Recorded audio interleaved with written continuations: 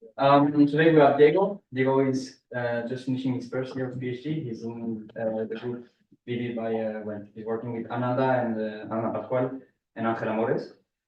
And yeah, he's going to present us some work he's been doing with the new satellite that was launched last year, if I'm not wrong, the SWOT satellite. And just before this, as usual, so the summer passed and all. This is the second seminary after the summer, and we're still looking for PhD students to join the team. Because I'm supposed to be a PhD student for 2 more weeks and then 3 weeks. So I'm looking at you.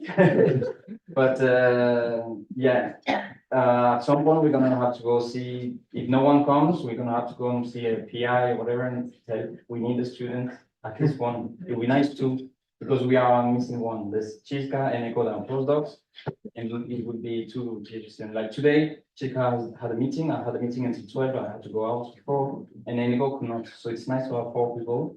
So in 1 month, you might be only 2 postdocs. So otherwise, we're going to have to go and be more convincing. So okay.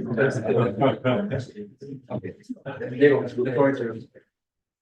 Hello, as he said, I'm Diego Vega Jimenez, and I'm going to present the first results of my study focused on the assessment of SWOT satellite, the recently launched SWOT satellite, and its performance on coastal areas and its capabilities to detect storm surge events. I'm currently on the group of marine technologies and coastal and operational oceanography, where my supervisors are Ananda Pascual and Angela Mores. So, first of all, I'm going to explain a little bit how it's important the ocean observation, mainly because the ocean is the main climate regulator of the Earth by absorbing, storing, and redistributing heat and moisture to the atmosphere. These parameters are driven by ocean currents that, apart from from the heat, it transports carbon, plastics, nutrients, and whatever is in the ocean, like boats, for going through faster routes. And we know that due to climate change, we have been experiencing sea level rise due to ice melt and thermal expansion, heat waves, and other extreme events like coastal floodings and storm surges. We have to assess all these extreme events for adapting to the new climate conditions and to make policies for adaptation and mitigation. So, in our group, well, for having a well knowledge of the ocean, we need to integrate all the instruments that we have, all the data that we have, and to integrate them for having good knowledge of the dynamics of the ocean. So we mix different instruments data as ABCPs that measures the currents, CTVs, conductivity, temperature and depth and density, drifters, gliders, tide gauges, that I'm focusing on tide gauges, I'm going to explain it later, that measures the sea level on the coast, high frequency radars, and satellite. In our group, we are focused in that last one, that is the satellite, and especially the altimetry satellite. How it works? So the satellite sends a radio microwave pulse, and it measures how long it takes to reach the sea surface and reach back to the satellite. So with the velocity of the pulse, so the speed of light, and the time that it takes, we can measure the distance from the satellite to the sea surface. So speaking about altimetry missions, we have to go back to 30 years ago when it was launched the first altimetry mission on 1992.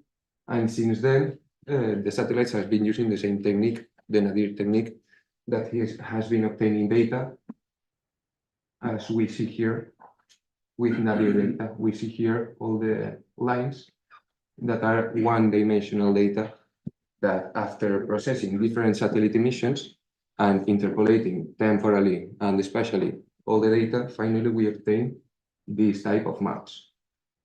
So this was before the launchment of SWOT.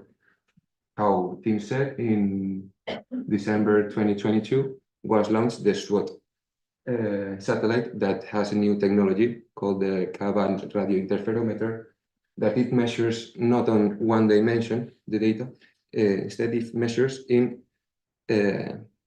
creating a band with two bands measuring capturing 2D maps.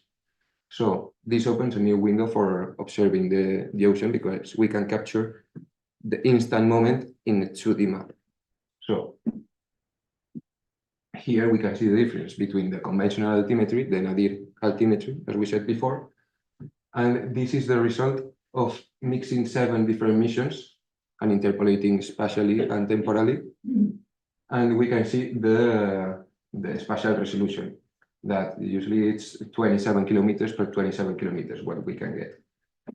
However, if we check the result of SWOT, we can see much more finer scales here, much more resolution.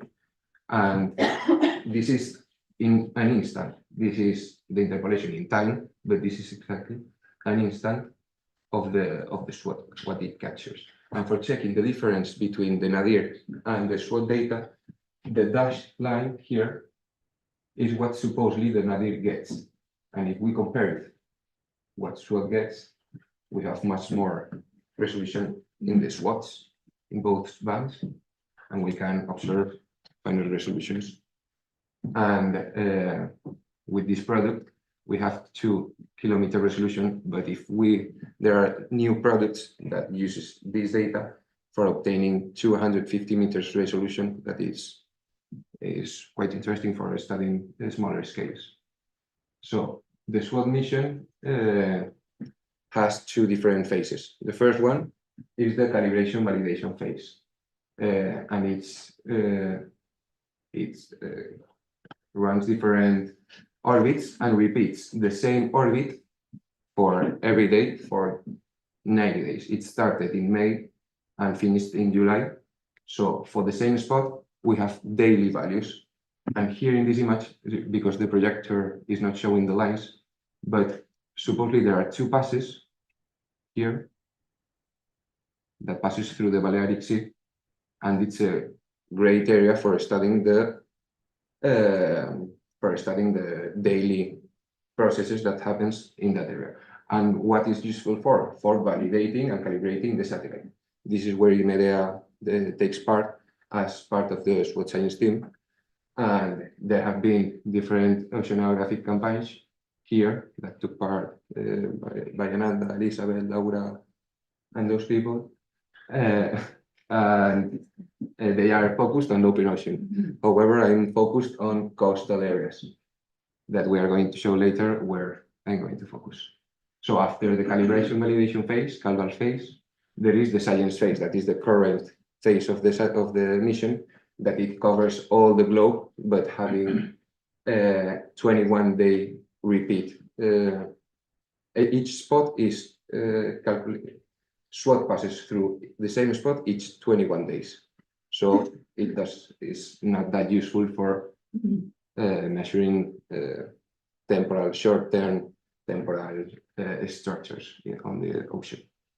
So the presentation is going to be separated in 2 different parts. The first one is the validation on the coastal areas, where I'm going to focus on comparing how works SWOT compared to the conventional altimetry.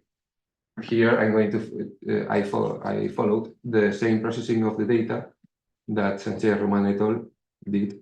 So for this type of processment, we retrieve the dynamical atmospheric corrections, that is the frequencies, the energy that the atmosphere transfer to the ocean, and we retrieve that frequencies for just obtaining the data that is from the ocean. So we retrieve that. The same with the tide. We just want to know the sea surface height without the influence of the tides. And the same with the wind and pressure corrections. So then, for obtaining the time series of SWOT in the conventional altimetry studies, they have used 1 degree radius around each tide gauge. So around each tide gauge, there is drawn a circle of 100 kilometers, and all the points of SWOT within that circle are averaged to obtain for each day 1 point. So then we have a time series of SWOT in that case. And then we apply the 7-day loss filter for smoothing the data, for retrieving the high frequencies that are not measured correctly by altimetry missions. So, and then that I'm going to explain later, I'm going to pass to the storm surge detection after the validation. So, for both projects, for both parts, we use the same product, but we process it differently. So, in my case, I'm going to focus on the tide gauge compared to SWOT. The tide gauge are going to be the ground truth for checking how correctly measures the satellite. So our case of study, it's in the Western Mediterranean, that we have 13 tide gauges distributed along different coasts here, and then we have here the zoom of this area. Okay, the tide gauges have daily values after all the processing that we have said before. And we are using 4 different products for comparing it with the ground truth, that is the tide gauge. The first one is the target product, that is the SWOT level 3, that has resolution of 2.2. Then we have the European, that is the conventional altimetry, that is the European, and the global near real-time product, that it has daily values, and 125 degrees, that is approximately 13-14 kilometers, and 0.25 degrees, that is approximately 27 kilometers per 27 kilometers. And then there is a new product, experimental product, that merges the conventional altimetry with the SWOT data. So this is new and it's useful for comparing it. We will see later that it has good results. And for understanding more or less the graphs that we are going to see later, I have named the tide gauges from 0 to 12, from east to west, for understanding more or less visually what we're going to see. Okay, here we have the number of days used for tide gauges, and it's not used for SWOT. And then the number of points that are within the circle of the radius, the circle of the SWOT data for making the time series. So here are the first results. Okay, we can see that the green line is the tide gauge. The dashed lines are the filtered time series, and we can see. Okay, we can see here that it adapts to the ground truth, more or less, yeah. And we can see the thermal expansion due to the months, due to the heat that has been warming the sea in that moment, because it's during May and July. So we can see here how it has been raising the sea surface during the time, and we can see that it agrees. And we have approximately 227, 186, 274 of error centimeters we are speaking about, and good correlations too. But this is the conventional altimetry. Now, comparing it with SWOT, you can see how SWOT is able to capture higher frequencies. It's moving more, and it's able to capture more highs and lows than the other product, the conventional products here. So, and the errors are decreasing. The errors are decreasing, but the correlation has increased quite a bit. We have chose these stations for having one station from each coast, one from the peninsula, one from the Balearic Islands, and one from the French coast. But more or less, all the stations has the same result. Okay. Then, for having a resume of everything, as we said, here the green is the tide gauge, the blue is SWOT, the red is the merged product of SWOT and conventional altimetry, that is going to be dual SWOT L4, and the near real-time global, that is the conventional altimetry, but I just used the global because the other one it has more or less the same results as the European, but for visualizing it in a good way, we retrieve it from the graph, but it has the same results. Okay, so we see that SWOT has much more variability. It has more variability than the other products, as we saw in the other graph. Then the SWOT L4 with conventional altimetry, and then the conventional it has less variability. Then the error. We can see that the one that has less error, the product that has less error, is SWOT L3. But in some stations, we can see, like in the 10, 11, and 12, that are the ones that are most to the west, is SWOT L4, the one that has less error. Okay, and the conventional altimetry has more error.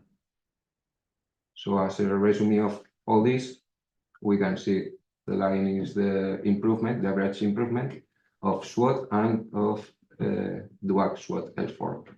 Here is the resume, 18 improvement of 1845.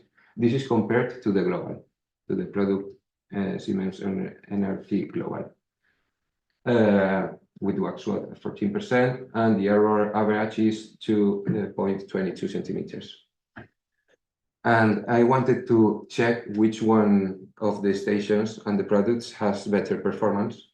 So I developed this index where, if we take in account that a good higher variability but lower error is a good performance, we can see, well, first of all, this is the normal variance, the XY, and the XX is the error.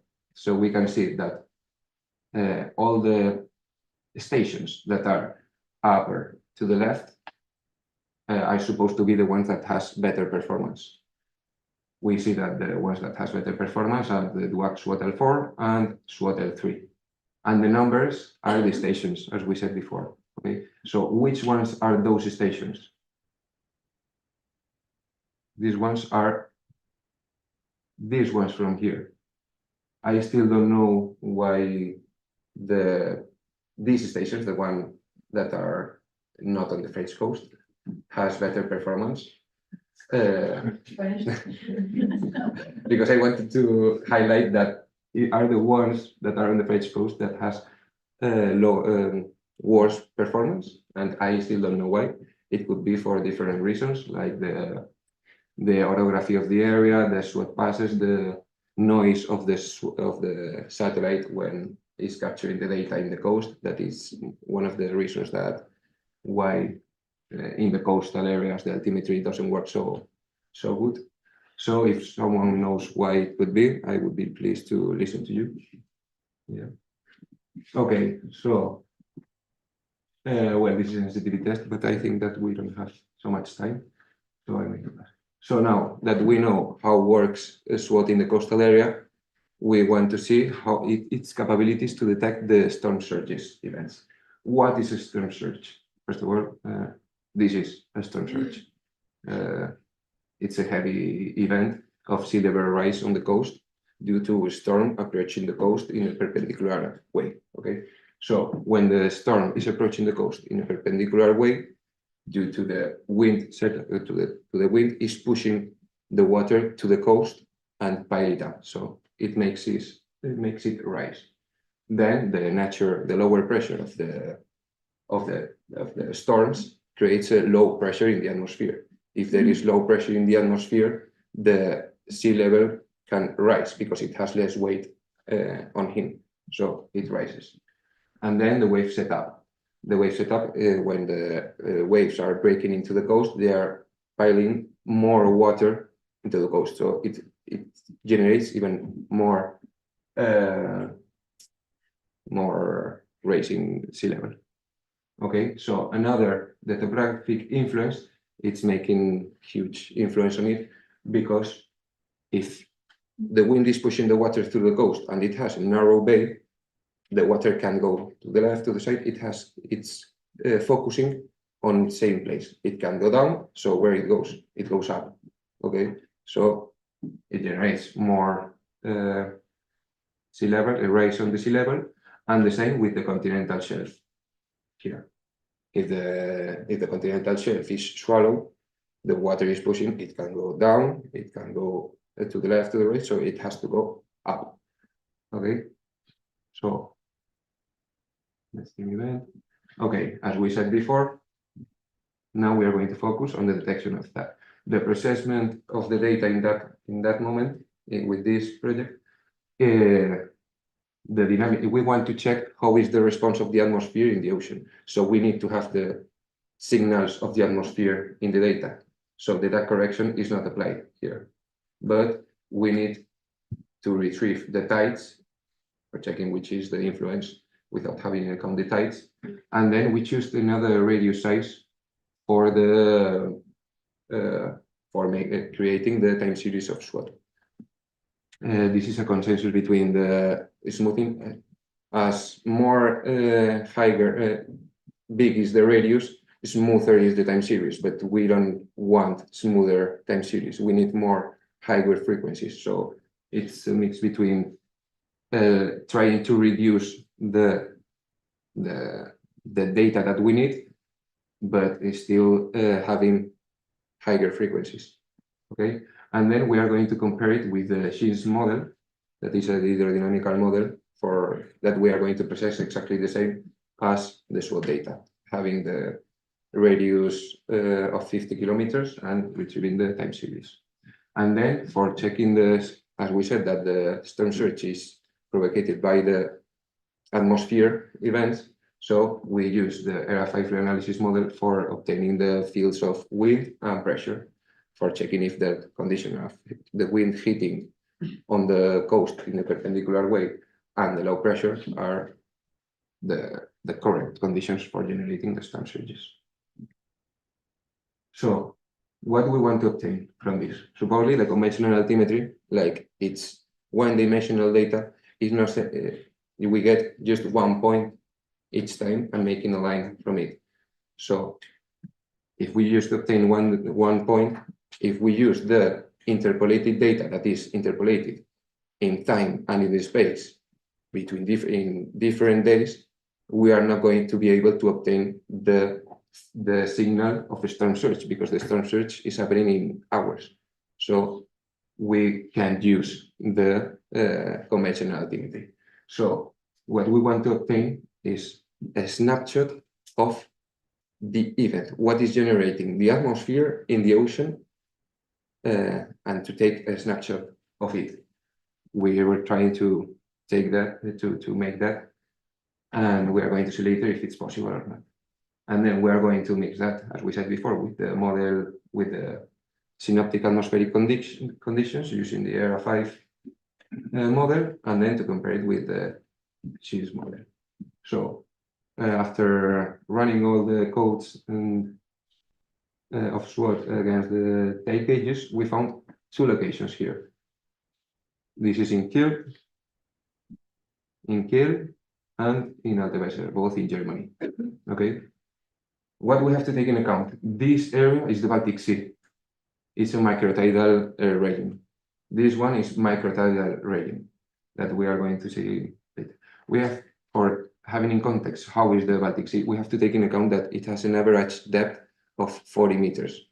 And the northern part is the deepest part, and it goes, the water, the depth is increasing, and here is the most shallow part of the Baltic Sea. So here, the first one, here, the one that is in the microtidal region. Here, we can see the timeline, the time series of the black line is the tide gauge, the blue line is the SCENES model, the red dots are the points where SWOT retrieve data from that place, from the tide gauge.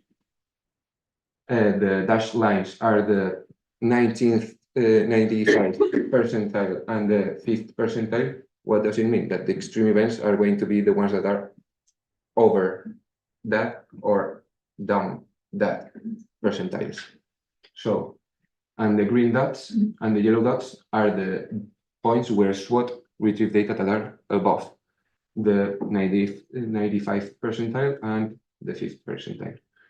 And we are going to focus exactly on this event that was on the 2nd, because it's almost at 12, on the 2nd of April of 2023. And here, first we check the synoptical atmospheric conditions. Here we can see that the wind is pushing the water through the coast. The wind is not so hard, but we have to take in account that, as we said, it's the Baltic Sea. And if we take in account the conditions for generating a storm surge, the topography has a great impact on that. So the water has been pushed from the north of the Baltic Sea down and pushing the water here. Here is the tide gauge, just where it's focusing on the water, concentrating on the water.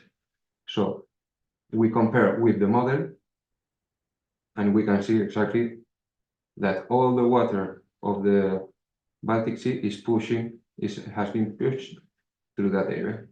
We can see an elevation of 0.4, like taking into account that it's a microtidal regime, it can be considered an extreme event.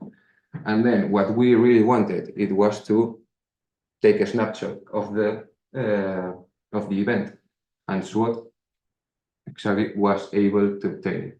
If we see it's the same scale, so we can compare it, we can see that it almost had the same measurements in both of the area. So the first snapshot was good, but this is for microtidal regime. We have to take in account, for a relation about that, the errors of the Shields model compared to the tide gauge and the SWOT compared to the tide gauge. SWOT has better performance here for that location, okay? And the magnitude of the error, okay? So if we now go to the other tide gauge, it's the same, black line tide gauge, blue line the model, red dots SWOT, and the green dots and yellow dots the extreme events. We can see another events, and we are going to focus on this event, okay? But check the errors that we take. Macrotidal regime, so we have higher errors in the moment. But even like this, SWOT has better, lower error than the model. Okay, so we are going to focus on this. The synoptic atmospherical conditions, it's a cyclone here, clearly, that is hitting just in the coast, like this. So proper conditions, proper atmospherical conditions for hitting for creating a storm surge. And what we see in the model, that is focused here, more or less where is located the tide gauge, okay? And then, does SWOT capture it? Yes, it captures. The problem I see here is that in this part is not capturing the same. I don't know why it could be, but here, more or less, it has the same results, SWOT and the model.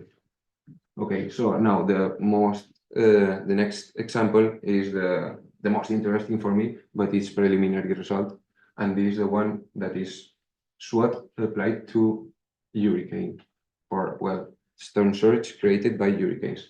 So in July of this year, there was a hurricane that hit the Yucatan Peninsula, perpendicular to it, and hit this like this. And we searched for tide gauges in that area, and we found one. And the red dot is what SWOT measured. And we can see the clearly signal of the hurricane on the tide gauge, and that's what is able to capture it. And yeah, this needs to be more studied because we need a longer time series of the tide gauge, and we need to process it better and to compare with other tide gauges. That this is what we need now to obtain more tide gauges, because now is starting the the season of storms and that's, and we need to obtain data for this. And it's going to be interesting winter now for me, I would say. Yeah. And future work, as we saw, SWOT is good measuring the sea level on the coastal areas, so we could use it for creating a virtual tide gauge stations for areas where we are not able to set tide gauge. Then that we have to check if it's possible to use it for model validation. I don't know, but and we have to continue assessing SWOT performance in different regions because we have checked that in different regions it works differently, microtidal regime, microtidal regime, and we have to continue to do the sensitivity test to the different parameters with which we have been processing the data, like the radius, the filtering, and that's, and yeah, that's everything. And yeah, the acknowledgements that this is part of the SWOT science team, and then the reference of the products. And yeah, thanks. That's it.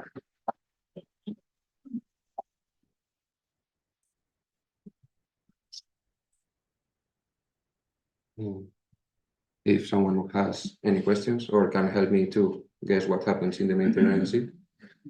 I have a question. Yeah. Regarding the validation. Yeah. Have you considered the use of high frequency radar data? I haven't think about that, but I would be pleased to try to work on that because I think it's really useful for coastal areas. So yeah, maybe the next step is that to merging all the data that we have, high frequency, tide gauges, altimetry. I mean, yeah. It's a good one. One task of your first project. Yeah, completely. So can you go back to the plot where I think you had the tide gauge signal and the extreme events from the, yeah, something like this. So I was surprised that there are several peaks, right, from the gauge that are beyond the, that are outside of the range that you consider non-extreme, that are not picked up by SWOT. Right. Mm-hmm. So in other words, you don't have those green and yellow marks on all the peaks. So why is that? Because SWOT didn't cross that area in that moment. I mean, the dots that we have, each dot, the red ones are the color ones. Oh, I can't see that. It's coincidence. I mean, we have processed a lot of tide gauges for obtaining just the ones that got SWOT data in the extreme events. So yeah, it's not that normal to get it, but yeah,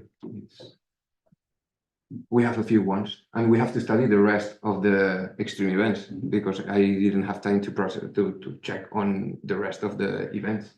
But I would like to check this one too. I mean, the complete one, because after the stern search, there's a race on the sea level, but then, and we can see here that I don't know if it's the same event, but it would be interesting to check it and to make a movie of how SWOT has been able to capture it. It would be nice.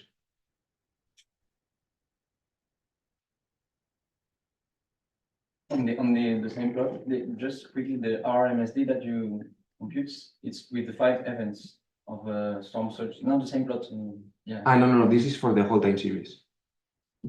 Oh, so schism, the model, the numerical model against the tide gauge, you take the whole time series. Yeah. To compute the RMSD. Yeah. For the SWOT, you only take 5 positive events or all of them. No. Sorry. I just took the same dates as SWOT data there are. Okay, so the 5 positive and then the 4 Negative. All of the red dots and colored dots. Yeah, sorry. Okay, well, just to check Mhm. also. So, it's also interesting, it would be interesting also to look at the bias, because it's interesting to see if you overestimate or underestimate, because the MSD you can Mhm. know. And also, are you interested only on the coast? Or also, like you show the bands of this SWOT satellite, it looks like near the coast, it's underestimating a little bit the tide gauge, just like this plot. But when you go towards the further open sea, Mhm. it's, I don't know if it's overestimating, but it's much higher, way higher than the model. Yeah. Okay. No, no, no, I don't know. No, on the plot, Okay. if you can put the Here. one on the North Sea, the North Sea, yeah, This? on the right. Yeah. So near the coast, it's red, and that's Yeah. where you have the SWOT that is a little bit underestimating the tide gauge. Yeah. But then north, it's Here? it's Here. yeah. Yeah.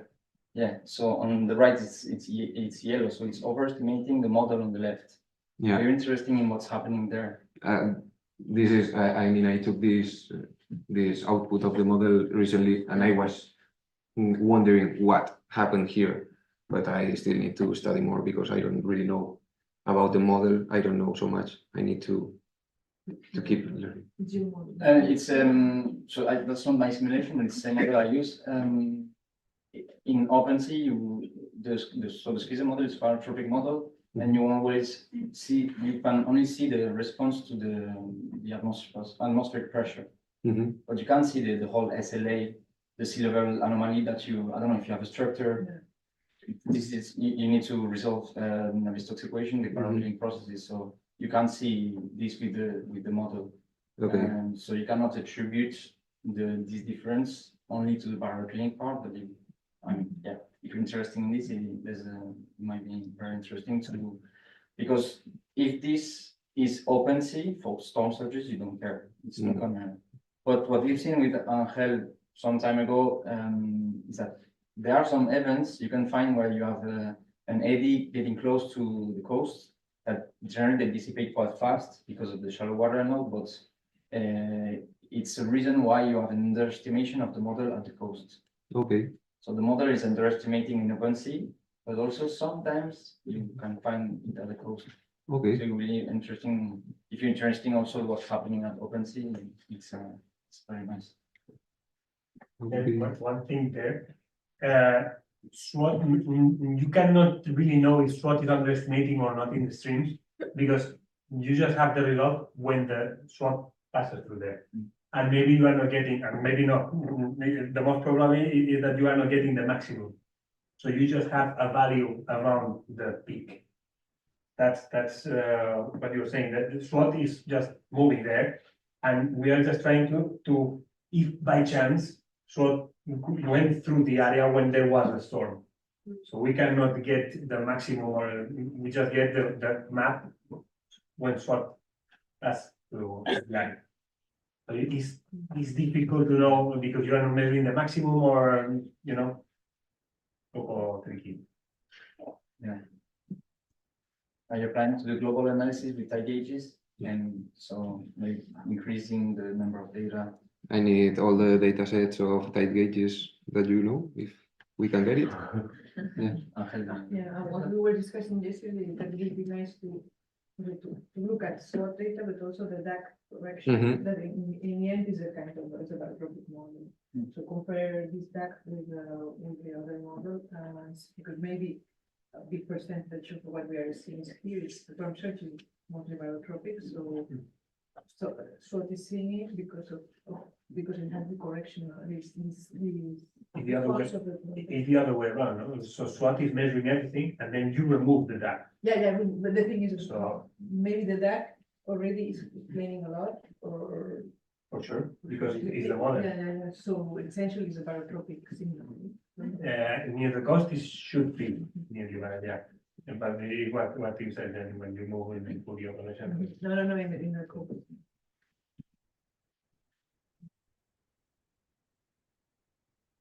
And also for the difference between the around Balearic Island, the Catalonian coast, and the French tide gauges.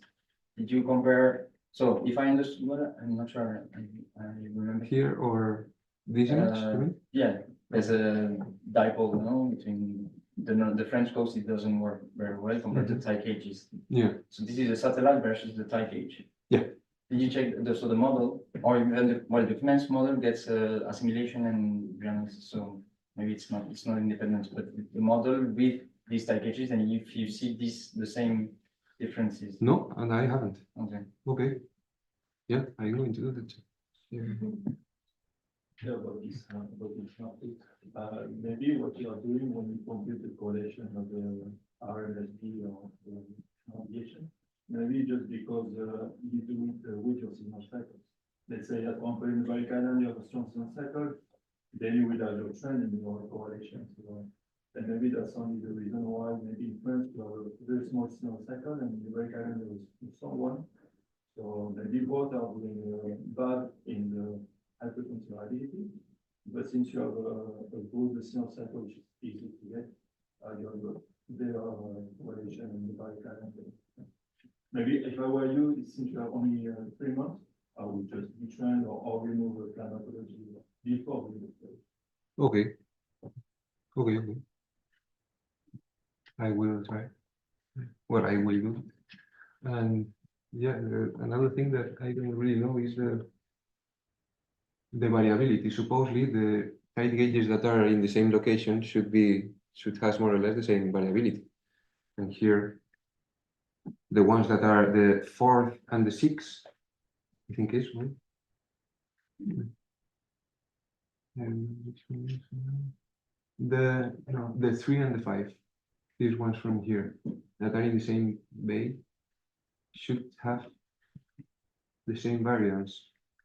3 and the 5 bay gauge, the 5, and it's differing quite a lot. And I still don't know if it's the processing, if someone knows if it's a local condition that happens there. I still have to study on what's happening. There is no institute data that is close to it, because maybe if there is strong discharge, then this is super cycle. I will check. I need more inputs. Something else? Más? Bueno, gracias, James.